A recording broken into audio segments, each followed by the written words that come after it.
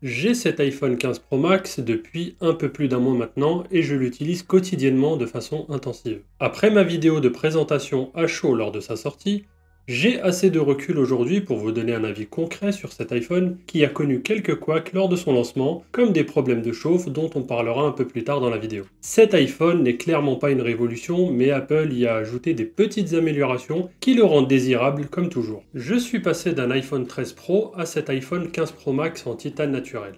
Outre le fait de passer à un nouveau modèle, j'ai surtout franchi un gap au niveau du format. Le passage d'un écran en 6,1 pouces à un écran en 6,7 était une petite révolution pour moi, car j'étais habitué au petit format des iPhones qui pouvaient se glisser très facilement dans les poches. L'idée d'avoir un iPhone massif et potentiellement plus lourd au quotidien me laissait perplexe. Mais finalement, au fur et à mesure du temps, cet iPhone 15 Pro Max m'a complètement rassuré sur ce point. Bien qu'il soit plus grand, il reste facilement manipulable à une main, et c'est un vrai régal lorsqu'il s'agit de regarder une vidéo ou de jouer à des jeux vidéo.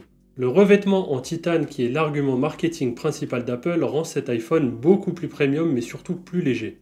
Alors la différence sur le papier n'est pas flagrante car on pourrait se dire que 20 grammes ce n'est pas grand chose. Mais je peux vous dire qu'en main on ressent vraiment cette légèreté par rapport à un iPhone 14 Pro Max. J'irai même plus loin en vous disant que je trouve mon iPhone 13 Pro plus lourd que cet iPhone 15 Pro Max. Les bordures de cet iPhone ont également été retravaillées pour apporter un meilleur confort. Ces petits détails qui peuvent sembler anecdotiques procurent une meilleure sensation au toucher, ce qui rend la tenue de cet iPhone plus qu'agréable. Mais ce changement de conception a suscité beaucoup d'interrogations quant à sa fragilité. Comme à chaque sortie d'iPhone, des vidéos de tests de résistance ont fait leur apparition où on y voit des iPhones mis à mal. Alors oui, cet iPhone est fragile, mais pas plus que tout autre iPhone. Il suffit d'en prendre soin et de le mettre si possible dans une coque pour le protéger. Ce que j'ai toujours fait pour ma part avec mes iPhones. Pas besoin de le traiter comme il est traité dans ce genre de vidéo. Il en est de même pour les traces de doigts apparaissant sur les tranches de l'iPhone. J'ai exactement les mêmes et en plus prononcé sur mon ancien iPhone 13 Pro. Rien d'alarmant donc, cet iPhone reste toujours aussi séduisant en termes de design. Le design c'est bien, mais les performances c'est mieux. Avec cet iPhone, on est servi en termes de performance grâce à sa nouvelle puce A17 Pro. Elle répondra parfaitement à tous vos besoins, voire même beaucoup plus, ce qui est une bonne chose sur le long terme. La fluidité est toujours au rendez-vous, l'écran est toujours aussi beau. Au niveau gaming, on sait qu'Apple veut faire de ses iPhones de véritables consoles portables en proposant le ray tracing sur la gamme d'iPhone 15 Pro. En attendant la sortie des jeux AAA sur l'App Store, les jeux actuels tournent comme des horloges sur ces modèles avec une très belle fluidité. Quand on parle de performance, on parle également d'autonomie. Et c'est le point faible de cet iPhone. En effet, je tiens une journée maximum avec cet iPhone contrairement à mon iPhone 13 Pro, qui pouvait lui tenir bien plus longtemps. Avec une utilisation en moyenne de 5 heures par jour sur les réseaux sociaux, Instagram, Twitter ou encore LinkedIn, beaucoup de vidéos sur YouTube et un peu de musique, je me retrouve en général en fin de soirée avec une batterie qui atteint les 20 à 30%. C'est certainement pas ce que l'on attend d'un smartphone pro de cette envergure. Une mise à jour d'Apple a été déployée il y a quelques semaines pour régler ce problème, mais je n'ai personnellement pas ressenti de changement. Cette mise à jour a par contre éteint une autre polémique qui a enflé concernant la surchauffe des iPhone 15 Pro. Durant les premiers jours d'utilisation, j'ai en effet rencontré des soucis de surchauffe lorsque je rechargeais mon téléphone en voiture. Mais depuis cette mise à jour, je n'ai plus ces problèmes de surchauffe sur mon iPhone et tant mieux. L'une des principales nouveautés sur cet iPhone est le bouton Action, qui remplace le bouton pour mettre votre iPhone en mode silencieux ou en mode sonnerie. Ce nouveau bouton va permettre de créer un raccourci ou d'effectuer une action rapidement. Pour ma part, je l'utilise pour allumer les lumières de mon bureau lorsque je souhaite me mettre au travail. Ce bouton offre tout un tas de possibilités et est personnalisable à souhait. N'hésitez pas à me dire en commentaire comment vous l'utilisez de votre côté, je suis preneur de nouvelles idées.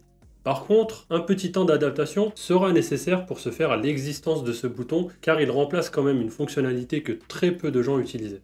L'autre nouveauté tant attendue est l'arrivée de l'USB-C en remplacement du port Lightning. Bien qu'elle fût tant attendue, c'est la nouveauté que j'utilise le moins sur mon iPhone. Tout d'abord parce que je ne recharge pas mon iPhone en filaire, donc pas besoin de câble USB-C. Je ne recharge également pas d'autres accessoires comme mes AirPods, un iPad ou tout autre appareil en USB-C. En revanche, il peut être très utile pour lire des fichiers stockés sur un disque dur ou sur une clé USB, chose que l'on fait très rarement avec un iPhone.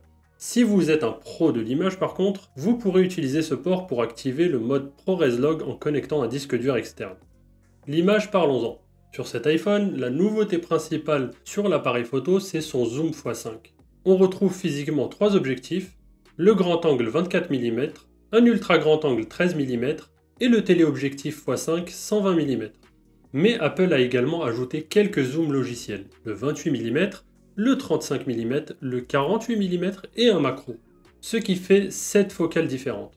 N'étant pas un expert dans ce domaine, je vous laisse vous faire votre propre avis avec ces quelques photos et vidéos.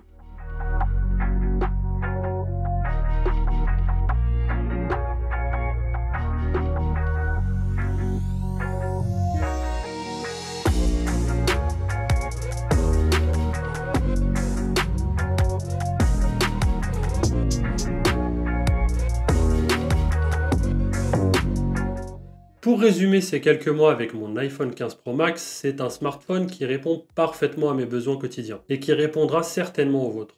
En termes de design, on n'a pas de réel changement visuel, mais sa conception en titane ainsi que les bords arrondis retravaillés apportent une meilleure sensation au toucher et un sentiment de légèreté. Mis à part le problème d'autonomie que je rencontre au niveau des performances, il n'y a rien à redire. Cet iPhone fera tout vite et bien, avec une fluidité déconcertante. Le bouton action et l'USB-C seront plutôt utiles si vous pensez en avoir besoin. Voilà pour ce retour d'expérience, j'espère que cette vidéo vous aura plu, n'hésitez pas à vous abonner si c'est le cas, et on se retrouve prochainement pour une nouvelle vidéo.